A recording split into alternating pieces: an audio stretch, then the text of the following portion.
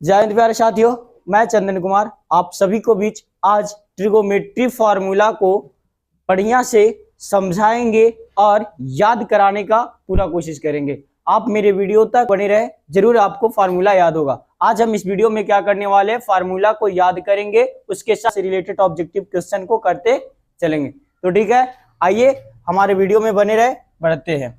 सब ट्रिगोनोमेट्री में क्या पढ़ेंगे, तीन कोण के माप को बारे में पढ़ेंगे।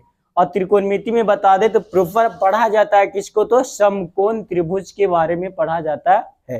तो आइए सबसे पहले हम देखते हैं कि हमारा समकोण त्रिभुज क्या होता है। जो समकोण त्रिभुज की बात किया जाए तो क्या होता है कि जिसका एक कोण कितना डिग्री का होता है, 90 डिग्री का होता है। जिसका एक कोण 90 डिग्री का होगा वो हमारा क्या कहलाएगा, समकोण त्रिभुज।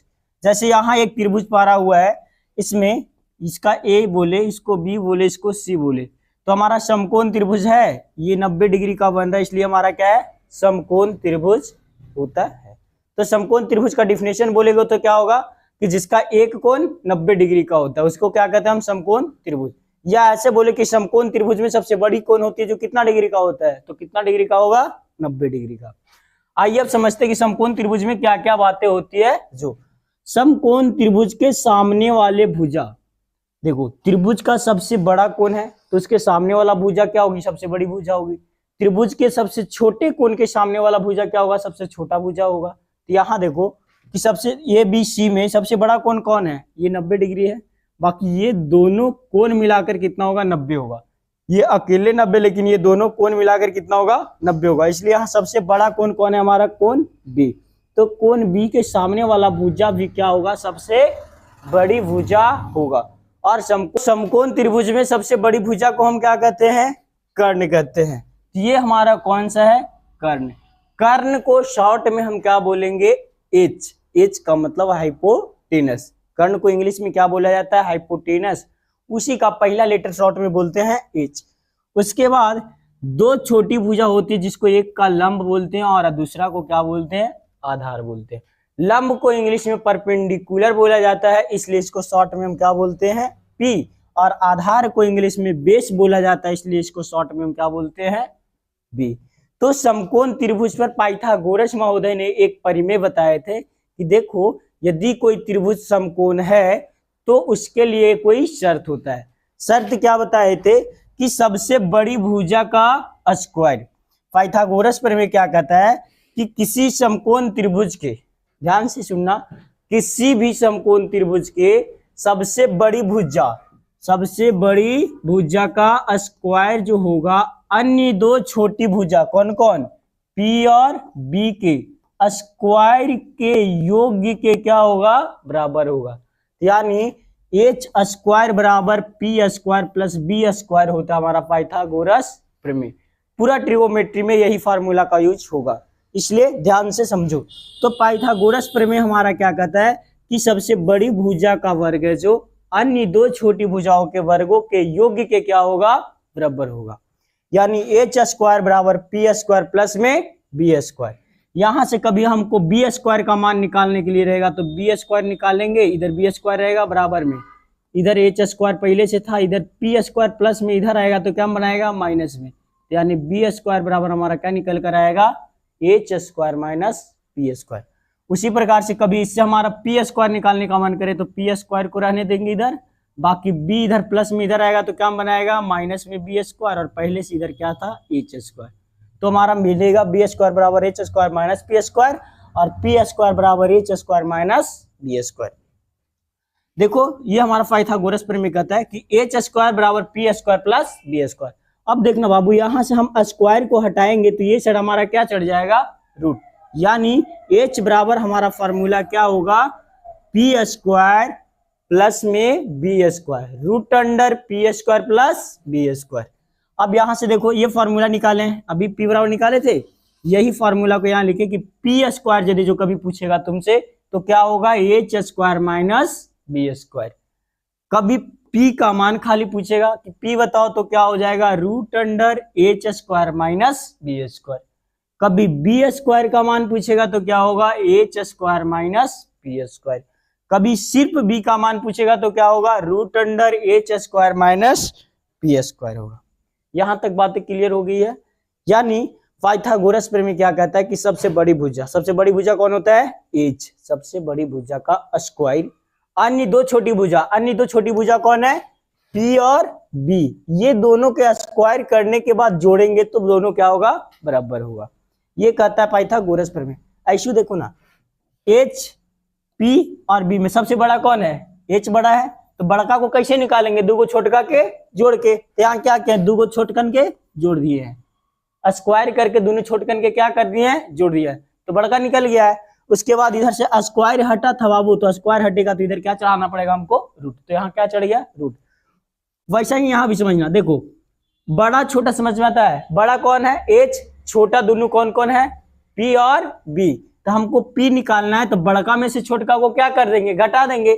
बड़का कौन है? एच, छोटका कौन है? बी। यदि पी निकाल रहे तो एच और पी नहीं रहेगा, तो ये बड़का एच में से छोटका पी को घटा देंगे तो कौन निकल जाएगा? बी। बस ध्यान देना है क्या कि स्क्वायर रखे रहना है। जैसे यहां से स्क्वायर हटाएंगे तो अब इधर क्या चढ़ जाएगा? रूट। यानी बड़का का स्क्वायर में से दूसरा का छोटका घटेगा। अब हम यही छोटका को निकालेंगे तो अब बड़का में से कौन छोटका घटेगा? पी वाला छोटका घटेगा। तो यानी H square minus P square, यहां से बी बराबर आएगा root under H square minus P square. बात समझ में आया? चारों फॉर्मूला याद हो गया? छेहुन पहला फॉर्मूला एच स्क्वायर बराबर P square plus B square, ये दोनों सेम है। यहां से स्क्वायर हटाएगा रूट हो जाएगा, यानी एच बराबर root under H square plus P square. यहां से खाली पी निकालेंगे तो बड़का में से छोटका घटेगा। पी निकाल रहे हैं तो बड़का में से कौन घटेगा? बी वाला, तो H square minus B square. खाली पी का मान निकालेंगे तो क्या हो जाएगा? इसी पर रूट चढ़ेगा, यानी root under H square minus B square. यहां से ध्यान देना, अब की बार बी वाला निकाल रहे हैं तो कौन वाला घटाना पड़ेगा? पी वाला। तो H square minus P square, खाली बी निकालेंगे तो रूट अंडर चढ़ जाएगा H square minus B square. आओ हम इससे रिलेटेड कुछ क्वेश्चन को तो देखो, करो इससे रिलेटेड क्वेश्चन। जैसे हम बता रहे हैं कि बाबू एक त्रिभुज दे रखा है, ये तुम्हारा क्या है? समकोण त्रिभुज दे रखा है। इसमें बताया गया है कि बाबू इसका मान 10 है और इसका मान कितना है तुम्हारा? 8 है। ए बी सी, इसका मान 10 है और इसका मान 8 है, तो बता सकता है कि ए बी का मान कितना होगा? जो तो सबसे पहले डिसाइड करो इसमें कर्ण कौन होगा? समकोण ये बना रहा है, यहाँ 90 डिग्री कौन बनेगा? तो 90 डिग्री यहाँ बनेगा, तो तुम्हारा उस अकॉर्डिंग कर्ण का मान h बराबर 10। उसके बाद नीचे वाला क्या होता है? आधार, यानी तो b का मान हमारा कितना दिया है? 8। यानी बेस कौन सा भुजा होगा तुम्हारा? BC। तो अब बताओ बाबू, जो ए बी बचा है वो तुम्हारा कौन होगा? परपेंडिकुलर लंब होगा। यानी b का मान पूछा है, b का मान भुजा में बात किया जाए तो कौन होगा? A B. चलो अब फार्मूला बैठाओ। p निकालने का फार्मूला क्या होता है? सर अभी ही पढ़े कि p बराबर हमारा फार्मूला होता है रूट अंडर एच स्क्वायर, बड़का में से घटाएंगे छोटका वाले को तो बी स्क्वायर। अब यहां से करेंगे p बराबर, तो रूट अंडर h का मान कितना है? 10, तो 10 का स्क्वायर माइनस b का मान कितना है? 8, तो 8 का स्क्वायर। इसको करेंगे p बराबर, तो हो जाएगा 10 का स्क्वायर 100 माइनस में 8 का स्क्वायर 64 रूट अंडर में, यानी यहां से p का मान निकल कर आएगा कितना? 36 रूट अंडर में। खाली p का मान निकालेंगे तो 6, यानी p का मान हमारा कितना निकल कर आएगा? 6 निकल कर आएगा। आया समझ में? यानी ये भी भुजा कितना होगा हमारा? 6 होगा। ठीक है, आगे बढ़ते हैं। त्रिकोणमितीय अनुपात, त्रिकोणमितीय अनुपात की बात किया जाए तो टोटल त्रिकोणमितीय अनुपात कितने होते हैं? 6 होते हैं। टोटल त्रिकोणमितीय अनुपात की बात किया जाए तो क्या होता है? त्रिकोणमितीय अनुपात टोटल 6 होते हैं। अब ध्यान देना यहां से कि कौन कौन होते हैं। एक ऑब्जेक्टिव तो यहीं से बनता है बाबू कि त्रिकोणमितीय अनुपातों की संख्या टोटल कितनी होती है? 6। कौन कौन होता है? याद करो, पहला sine theta cos theta tan theta, याद करो sine theta cos theta tan theta. अरे साथ में बोलो तब ये ज्यादा याद होगा। Sine theta cos theta tan theta, क्या क्या होता है? Sine theta cos theta tan theta. पहले 3 को याद करो, उसके बाद 3 याद करेंगे। Sine theta cos theta tan theta, sine theta cos theta tan theta. 3 को याद हुआ? Sine cos tan। उसके बाद cosec sec cot, cosec sec cot, cosec sec cot, cosec sec cot, ये तीन याद हुआ। अब छोड़ के एक बार बोलो, sin cos tan, cosec sec cot, sin cos tan, cosec sec cot, याद हो गया। यानी त्रिकोणमितीय अनुपात टोटल पूछे तो कितना होगा, 6। कौन कौन, sin cos tan cosec sec cot। ठीक है, यहां तक बातें क्लियर हो गई होगी। अब और अनुपात का पूछेगा तो क्या होगा, 6 गो। कौन कौन, sin cos tan cosec sec cot, cosec sec cot, sin cos tan cosec sec cot, sin cos tan cosec sec cot। ठीक है, आगे बढ़ते हैं। अब बाबू हम अभी पढ़े थे कि sin cos tan cosec sec cot। अब तुम्हारा त्रिकोणमिति का फॉर्मूला स्टार्ट होने जा रहा है, इसलिए ध्यान से दे, सब सभी बातें इंपॉर्टेंट होती है, इसलिए एक को बात को मिस नहीं करना है। ध्यान से, सोना नहीं है, झुकना नहीं है, अभी ध्यान देना। इधर इधर देखो, साइन थीटा बराबर हमारा होता है क्या, लंब बट्टा कर्ण। साइन थीटा बराबर क्या होता है, लंब बट्टा कर्ण। इसमें बस दो तुम याद करो, बाकी सब हम याद करवा देंगे। दो गो याद करना है, ये दो गो याद कर लो कैसे करके, बाकी सब हम याद कराएंगे। साइन थीटा बराबर क्या होता है, लंब बट्टा कर्ण। साइन थीटा बराबर लंब बट्टा कर्ण यानी P बट्टा H। साइन थीटा बराबर लंब बट्टा कर्ण P बट्टा H। कॉस थीटा की बात किया जाए तो कॉस थीटा बराबर आधार बट्टा कर्ण। इसको ज्यादा समझ में आएगा, हम एक ट्रायंगल ले लेते हैं।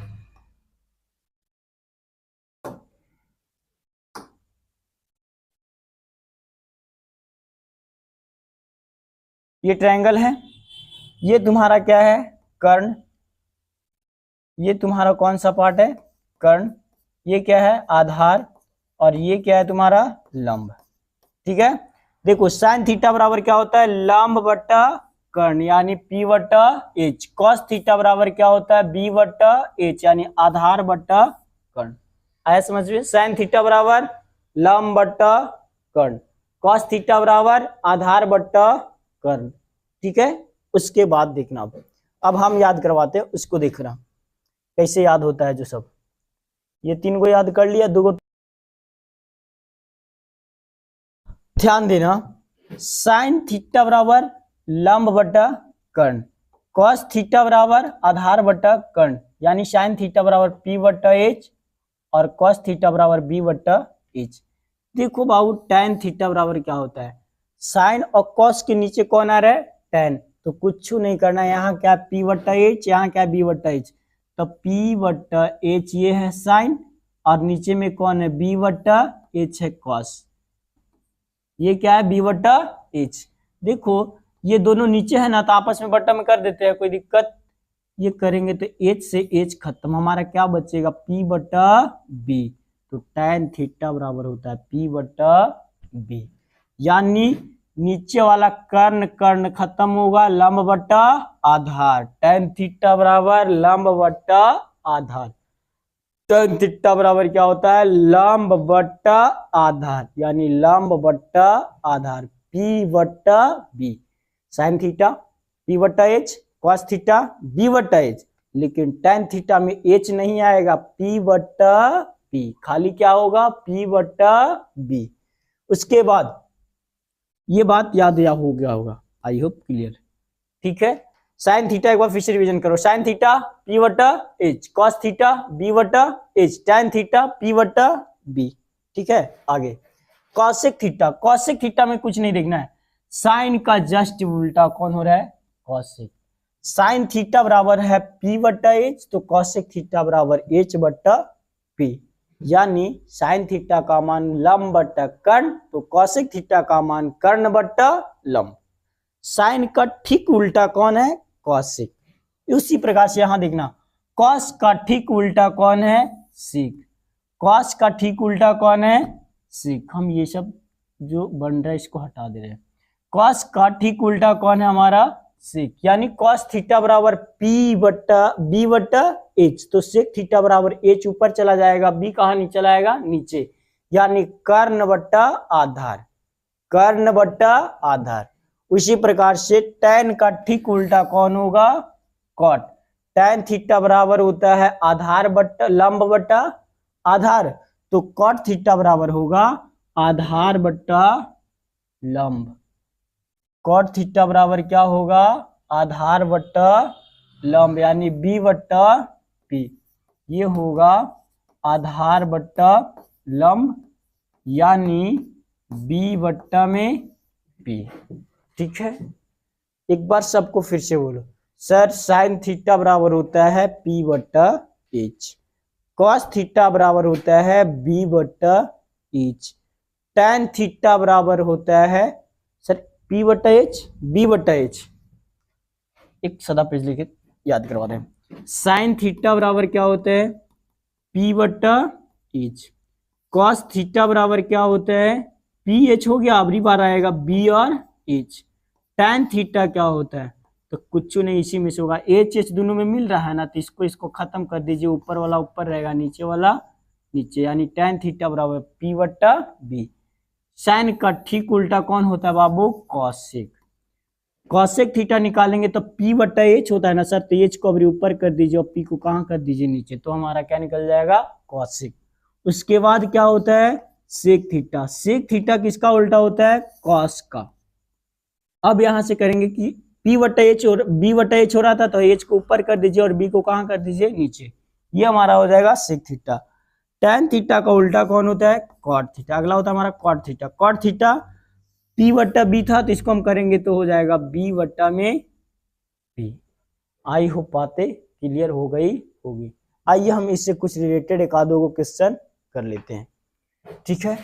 और देखो यहां से हमारा सबसे पहले एक त्रिभुज दे रखा है, ये कौन त्रिभुज है, समकोण त्रिभुज है। समकोण त्रिभुज में इसमें बता सकता है कि सबसे बड़ी भुजा क्या होगा, तो कर्ण, सबसे बड़ी भुजा कर्ण, यानी h का मान 5, p का मान क्या होगा 4, b का मान क्या होगा 3। ठीक है, यहां से साइन थीटा निकालना है, तो साइन थीटा बराबर क्या होता है p बट्टा h, अभी जस्ट ही देखे हैं, तो p का मान कितना है 5, h का मान p का मान 5 नहीं, p का मान 4 है और h का मान कितना हमारा 5, तो साइन थीटा बराबर कितना निकल कर आएगा 4 बट्टा 5। उसके बाद कॉस थीटा, कॉस थीटा बराबर फार्मूला क्या होता है b बट्टा h, अभी जस्ट याद किए पहले, b का मान कितना है 3, तो h का मान कितना है 5, तो इसका हो जाएगा 3 बट्टा 5। सेक थीटा का बताओ, सेक थीटा, सेक थीटा बराबर फार्मूला क्या होता है h बट्टा b, तो होगा h बट्टा b बराबर h का मान कितना है 5, तो 5 बैठा बट्टा b का मान कितना है तो 3 बैठा।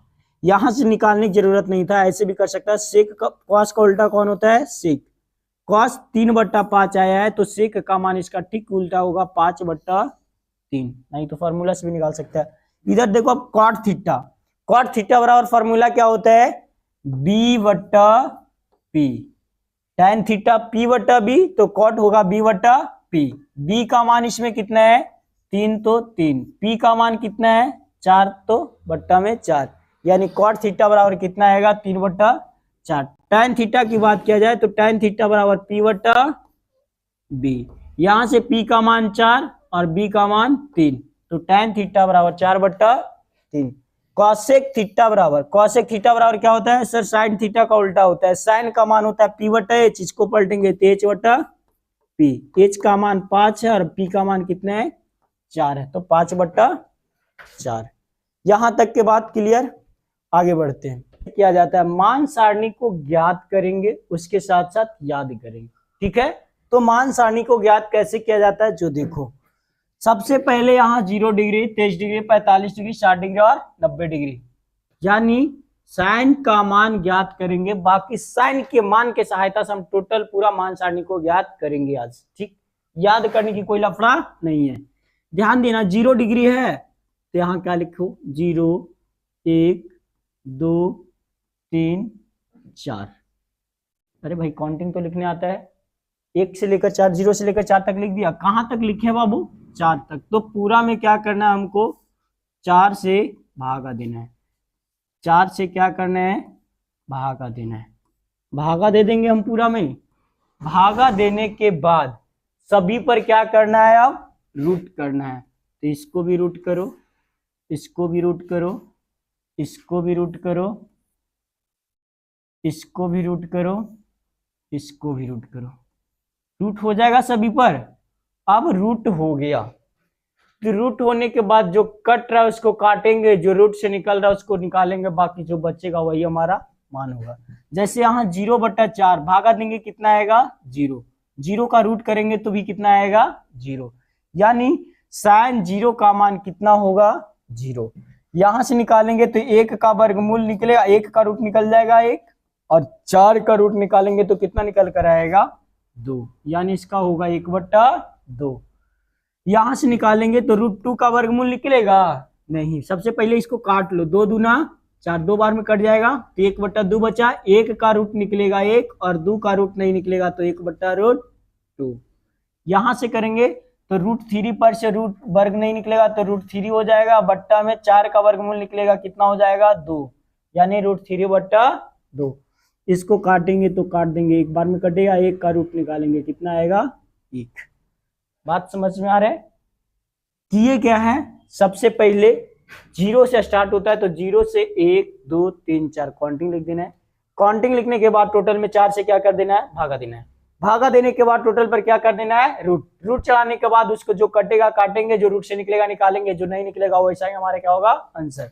जैसे अब देखो यहाँ sin 0 का मान 0, sin 30 का मान 1/2, sin 45 का मान 1/√2, sin 60 का मान √3/2, sin 90 का मान 1। यहां तक बात क्लियर, sin का मान निकल गया। अब sin के मान की सहायता से हम पूरा मान सारणी को तैयार करेंगे। अब देखो तिरछा तिरछी लिखना स्टार्ट करो। 90 वाले को यहाँ उधर 90 में तो इधर कितना में, 0 में 1 हो जाएगा। फिर 60 वाला को लिखो √3/2 हो जाएगा। फिर 45 वाला को 45 वाला के सामने लिख दो 1/√2, इसको 1/2, और इधर से फिर क्या होना आएगा, 0। यानी क्या करना है, जितना इधर पहले इधर सीधा लिखा हुआ था इसको क्या करते चलाना है, उल्टा लिखते चलाना है। 1 √3/2, 1/√2, 1/2 और 0। ये हमारा हो गया cos का मान। यानी cos 0 का मान 1, cos 30 का मान √3/2, cos 45 का मान 1/√2, cos 60 का मान 1/2, cos 90 का मान 0। अब निकालेंगे tan का मान। tan का मान देखो कैसे निकलेगा, 0 ऊपर में नीचे में 1, तो 0/1, 0/1 करेंगे तो कितना आएगा, 0/1 का मान 0। यानी tan 0 का मान कितना होगा तुम्हारा, 0। आगे बढ़ो, tan sin 30 है, 30 यानी 1/2 और √3/2 है, तो 1/2 बट्टा में क्या हो जाएगा, √3/2। 2 से 2 खत्म, बचा हमारा कितना बाबू, 1/√3। यानी tan 30 का मान कितना आएगा, 1/√3। उसके बाद 45 में भी वही करना है, 1/√2 ऊपर भी था, 1/√2 नीचे भी था। ये दोनों आपस में क्या हो जाएगा, 1/√2 से 1/√2 खत्म। तो बचेगा हमारा कितना आंसर, 1/√2 बट्टा में 1/√2। ये दोनों को कट जाएगा तो बनेगा हमारा 1। यानी tan 45 का मान कितना आएगा, 1। उसी प्रकार से 60 में निकालना है, तो 60 में हो जाएगा √3/2 बट्टा में 1/2। 2 से 2 खत्म, यहां बचा हमारा √3। अब देखना यहां क्या बच रहा है, 0/1, ऊपर में 1 बच रहा है और नीचे में क्या बच रहा है, 0। तो 1/0 को बोलते बाबू इनफाइनाइट, जिसको हम अपरिभाषित भी कहते हैं। इनफाइनाइट, अपरिभाषित। अपरिभाषित का मतलब समझ लेना कि अपरिभाषित क्या होता है। देखो 1/0 का मतलब क्या है कि 1 में भागा देना है कितना से, 0 से। यही होता है 1/0 का मतलब। 1/0 का मतलब होता है 1 में भागा देना है 0 से। अच्छा 0 का कितनों बार पढ़ लेंगे तो लगता है तुमको कि 1 आ जाएगा। 0 का टेबल कितनों बार तो पढ़ लो तो 1 आ जाएगा, कभी नहीं आएगा। इसलिए हम इसको कहेंगे कितनों बार, अनंत बार भी पढ़ेंगे ना सर तो ये 1 नहीं आने वाला है। इसलिए इसको अपरिभाषित कहेंगे कि परिभाषित नहीं है। बात आया समझ में, आगे बढ़ो। tan का हो गया, cosec का निकालेंगे। तो हम अभी जस्ट पहले बताया कि sin का उल्टा कौन होता है बाबू, cosec होता है। करो sin का उल्टा, 0 है यहाँ, 0 नीचे कुछ नहीं तो 1, 0/1 को पलटेंगे तो क्या आएगा, 1/0, उल्टेंगे तो क्या आएगा, 1/0 आएगा। 1/0 का मान अब ये लिखे है क्या बाबू, इनफाइनाइट, अपरिभाषित। यहां से 1/2 को उल्टेंगे, तो 1/2 को उल्टेंगे तो क्या लिखाएगा, 2/1। यहां से उल्टेंगे √2/1, 1/√2 है तो लिखेंगे तो √2 ऊपर चला जाएगा, नीचे में 1। इसको पलटेंगे √3/2 को तो क्या हो जाएगा, 2 ऊपर √3 नीचे। इसको पलटेंगे 1 को तो 1/1 यानी 1। ठीक है, उसके बाद सेक को लिखेंगे, तो सेक को दो तरीका से हम निकाल सकते हैं। तो यहां पहले ध्यान दो कि cosec 0 का मान इनफाइनाइट, cosec 30 का मान 2, cosec 45 का मान √2/1, cosec 60 का मान 2/√3 और cosec 90 का मान 1 होता है। अब यहां से देखना, सेक का मान को हम दो तरीका से निकाल सकते हैं। पहला तरीका है कि आप cosec के मान को उलटते चले जाए। दूसरा तरीका है क्या, कि जैसे वहां तिरछा तिरछी लिखे थे ना, कि एने वाला को एने लिखिए सर, बीच वाला को फिर इधर, फिर इसको ले जाके उधर, फिर बीच वाला को बीच में, इसको ले जाके उधर, वैसे भी होगा। तो हम पहले क्या कर लेते हैं, cos के मान को पलट के सेक को निकाल लेते हैं। तो cos का मान 1 था, 1 को उल्टेंगे सर 1 मिलेगा। उसके बाद cos 30 का मान कितना है, √3/2, √3/2 को पलटेंगे तो 2 ऊपर आ जाएगा, √3 कहाँ आएगा, नीचे, यानी 2/√3। 1/√2 है सर, 1/√2 को पलटेंगे तो √2 ऊपर चला जाएगा, 1 में कौन आएगा, वो 1/2 है। 1/2 को पलटेंगे तो सर 2 ऊपर चला जाएगा, 1 कौन है, नीचे कौन आएगा, 1। यहाँ 0 में क्या है, ये 1, नीचे कुछ नहीं तो 1। 0/1 को पलटेंगे तो क्या आएगा, 1/0, और 1/0 का मान कितना होता है बाबू, इनफाइनाइट। ठीक है, निकल गया, यानी cosec 0 का मान 1, cosec 30 का मान 2/√3, cosec 45 का मान √2, cosec 60 का मान 2, cosec 90 का मान इनफाइनाइट। ठीक है, कॉट के लिए। ठीक है, cosec के तो निकाल लिए, लेकिन तिरछा तिरछी वाला हम बात नहीं बताए, तो ध्यान देना cosec का कैसे होगा। जैसे हम यहाँ किए थे ना कि साइन को 90 का मान को यहाँ लाइए सर, 60 वाला 30 में लाइए, 45 वाला इसके सामने, ई वाला फिर यहाँ जाएगा, ये वाला फिर यहाँ जाएगा।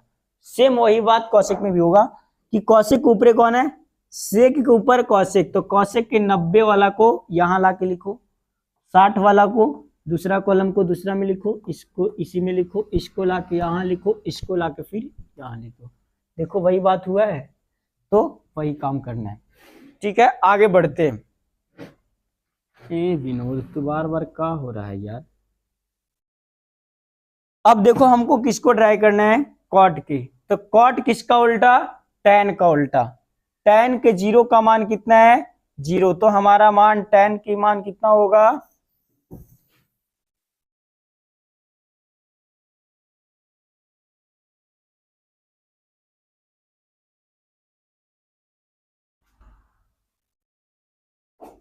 tan का मान कितना होगा, यहां से कॉट को ले रहे, कॉट ले लेंगे। tan 0 का मान 0 हो रहा है, तो 0 को उल्टेंगे तो यानी 0/1 होगा, यहाँ इसको उल्टेंगे तो कितना आ जाएगा, 1/0। 1/0 का मतलब इनफाइनाइट, ये क्या बनाएगा, इनफाइनाइट। उसके बाद 1/√3 को उल्टेंगे तो 1/√3 है, तो √3 ऊपर चला जाएगा, नीचे में कौन आएगा, 1। यहाँ 1 है, 1 को करेंगे उल्टा तो 1 ही आएगा। √3 को उल्टेंगे तो 1/√3। इनफाइनाइट को उल्टेंगे यानी 1/0 को उल्टेंगे तो 0/1, क्या देगा, ये 0 देगा। तो cot 0 का मान इनफाइनाइट, cot 30 का मान √3/1, cot 45 का मान 1, cot 60 का मान 1/√3 और cot 90 का मान कितना आएगा, 0। बात समझ में आया। ये वाला टेबल में बहुत ऊंच गुंज हो गया है, समझा रहे थे जिसलिए।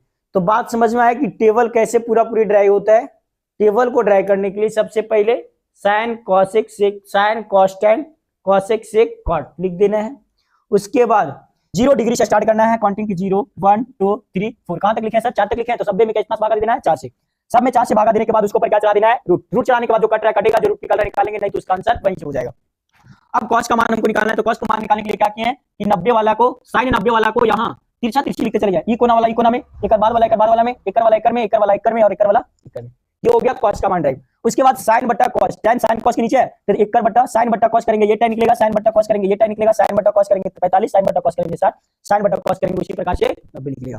यहां तक बात समझ में आया? आई होप कैसे निकाला जाता है ये बात समझ में आ गया। अब अपने से चाहोगे तो ड्राइव कर सकते हो। हम आइए करते हैं एक मान सारणी को लिखते हैं टोटल फ्रेश से लिखते हैं फास्ट में।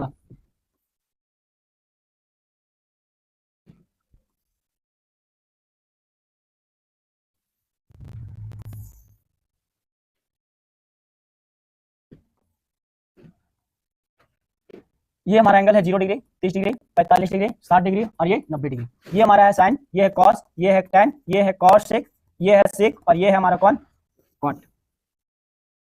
ये हमारा कौन है कॉट। तो करो साइन 0 का मान 0, साइन 30 का मान 1/2, साइन 45 का मान 1/2, साइन 60 का मान √3/2, साइन 90 का मान 1, cos 0 का मान 1, cos 30 का मान √3/2, cos 45 का मान 1/2, cos 60 का मान 1/2, cos 90 का मान 0। tan 0 का मान इसको भागा देंगे तो कितना आएगा 0/1 यानी 0, इसको भागा देंगे तो 2 से 2 खत्म 1/√3, इसको भागा देंगे √2 से √2 खत्म तो ये बचेगा 1, इसको भागा देंगे 2 से 2 खत्म ऊपर में बचेगा √3, इसको भागा देंगे तो 1/0 यानी कितना आएगा इनफाइनाइट। यहाँ cosec साइन का उल्टा होता है तो साइन का उल्टा 0 है, 0/1 को उल्टेंगे तो 1/0, 1/0 का मतलब क्या होता है बाबू इनफाइनाइट। इसको उल्टेंगे 1/2 को उल्टेंगे तो 2 ऊपर 1 नीचे यानी 2, इसको उल्टेंगे तो √2 नीचे ऊपर 1 में नीचे आ जाएगा, इसको उल्टेंगे तो 2/√3, एक को उल्टेंगे कितना मिलेगा 1। अब सेक किसको उल्टना है कॉस के, कॉस को उल्टेंगे 1 को उल्टेंगे 1 मिलेगा, √3/2 को उल्टेंगे तो 2 ऊपर चला जाएगा √3 नीचे आएगा, इसको उल्टेंगे तो कितना मिलेगा √2 मिलेगा, 2 को उल्टेंगे 1/2 को उल्टेंगे तो 2/1 को 2 लिख सकते हैं, ये 0/1 को उल्टेंगे तो 1/0 यानी ये कितना बनाएगा इनफाइनाइट बनाएगा। यहां से कॉट को उल्टेंगे, कॉट 0 को उल्टेंगे तो 0/1 ही होगा, उल्टेंगे तो हो जाएगा 1/0, 1/0 का मतलब इनफाइनाइट। उसके बाद इसको पलटेंगे कॉट 30 में, tan 30 को √3 1/√3 को पलटेंगे तो √3, 1 को पलटेंगे तो 1, √3 को पलटेंगे तो 1/√3 को पलटेंगे तो 1/√3, उसके बाद 1 को पलटेंगे तो 1। ये हमारा पूरा मान सारणी रहा। अब देखो याद कैसे करेंगे, निकालने तो जान गए, अब याद करेंगे। याद कैसे करेंगे तो ध्यान देना है साइन में, साइन थीटा में, साइन थीटा में जो भी मान आएगा वो कौन आएगा √2 आएगा, √3 आएगा और 2 आएगा, इसके अलावे 0 और 1। तो साइन 0 में 0 और 90 में 1, दो जगह 0 और 90, 0 की जगह पर 0 रहेगा और 90 की जगह पर 1, साइन में 0 की जगह पर 0, 90 की जगह पर 1। बात रहा 30 और 45 और 60 में, तो 30 में 1/2, 45 में 1/√2 और 60 में √3/2। कुछ मान को याद कर लो कॉमनली कि साइन 45 cos 45 बोलेगा तो 1/√2, साइन 45 cos 45 बोलेगा तो 1/√2 और tan में 45 बोलेगा तो tan बोले या फिर cot बोले, tan और cot दोनों का मान कितना होगा 45 डिग्री पर 1 होगा, tan और cot दोनों में 45 डिग्री पर मान 1 होगा। उसके बाद sec और cos sec दोनों पर बोलेगा तो 45 डिग्री का मान कितना होगा √2, sin cos 1/√2, sec cos sec √2, tan cot 1, 45 degree पर। अब याद करते हैं हम 30 डिग्री वाला, तो sin 30 1/2 होता है तो cos 30 कौन होगा खाली 2, sin 30 1/2, cos 30 खाली 2, cos √3/2 तो cos के उल्टा sec 2/√3 और tan में बात किया जाए यहाँ 1/√3 होता है तो cot में क्या होगा √3, यानी sin 1/2 तो cos 1/2 नहीं 2, cos √3/2 तो sec 2/√3, tan 1/√3 तो cot खाली √3। ठीक है, ये हमारा रहा किसका 30 डिग्री का मान। अब 60 डिग्री में आओ, sin 60 का मान √3/2 तो हमारा cos का मान होगा 2/√3, इसका उल्टा। उसके बाद sin 60 का मान हो गया √3/2, cos 60 का मान होता है 1/2, 1/2 को उल्टेंगे तो sec का मान निकलेगा कौन 2, यानी sec 60 का मान 2। अब एक करके मान को देखो, sin 0 1, sin 30 1/2, sin 45 1/2 और sin 60 डिग्री का मान √3/2, sin 90 का मान 1। ठीक है, अब कॉमनली बात 1 1 वाला को देखो, cos 1 बनाएगा 90 डिग्री पर, sin भी 90 डिग्री पर 1 बनाएगा, cos 1 बनाएगा 0 डिग्री पर और sec भी 0 डिग्री पर कितना बनाएगा 1, sec और cos कितना पर 0 पर, sec और cos 0 पर 1 और tan और cot कितना पर 1, tan और cot का मान 1 1 क्या जगह होता है तो tan 45 डिग्री cot 45 डिग्री 1 बनाएगा, उसके बाद एक cot 90 डिग्री पर 1 बनाता है, बाकी फिर कहीं भी 1 नहीं बनाता है। तो 1 1 याद कर लो, 1/2 वाला याद कर लो, √3/2। tan और cot में ध्यान देना है, खाली √3 tan और cot में नहीं आ सकता, खाली √3 या 1/√3 किसमें आ सकता है tan और cot में। कभी भी पूछा जाए तुमसे कि √3 मान हो सकता है तो ध्यान जाना चाहिए सिर्फ tan और cot पर, sin और cos पर नहीं, काहे कि √3 खाली आता है तो किसमें आता है tan और cot में ही आता है। आई होप बातें क्लियर हो गई होगी। इससे रिलेटेड कुछ क्वेश्चन कर लेते हैं, उसके बाद हम क्लास को समाप्त करते हैं। बताओ sin 30 का मान, अभी बताए थे sin 30 का मान बाबू 0 का टेबल 0 से काउंटिंग स्टार्ट करो, 0 1 2 3 4, 4 से भागा दो तो 30 कहां होता है पहला स्थान पर 1/4, 1/4 को रूट करेंगे तो 1/2, यानी इसका मान 1/2। cos 60 का मान, सर cos 60 का मान sin 30 के मान के क्या होता है बराबर होता है, तो cos 60 का मान जितना sin 30 का मान होगा उतना ही कौन होगा cos 60 का मान 1/2। tan 30 का मान यानी sin 30 बटा में cos 30, sin 30 का मान 1/2, cos 30 का मान होता है सर √3/2, 2 से 2 खत्म होगा यानी 1/√3। cos 45 डिग्री का मान, तब भी याद रखिए कि sin और cos 45 डिग्री पर 1/√2 बनाता है, tan और cot 45 डिग्री पर 1 बनाता है, लेकिन sec और cos 45 डिग्री पर कितना बनाता है √2 बनाता है, तो इसका कितना हो जाएगा हमारा √2। tan 60 degree, sir tan 60 degree का मान कितना होता है खाली √3, cosec 30, तो sin 30 1/2, 1/2 को उल्टेंगे तो cosec 30 मिलेगा, यानी खाली 2 या 2/1 भी इसको बोल सकते हैं। उसके बाद cot 45, sin cos 45 पर 1/2, cosec से खाली √2 और tan cot 45 पर गुल्ले गुल्ले क्या बनाता है 1। आई होप बातें क्लियर हो गई होगी। एक क्वेश्चन देते हैं, इसको बना के अपने एक मान सारणी बताने देते हैं। तुम बता दे राम cot 60 डिग्री का मान, cot 60 डिग्री का मान कमेंट बॉक्स में बताना। आई होप बातें समझ में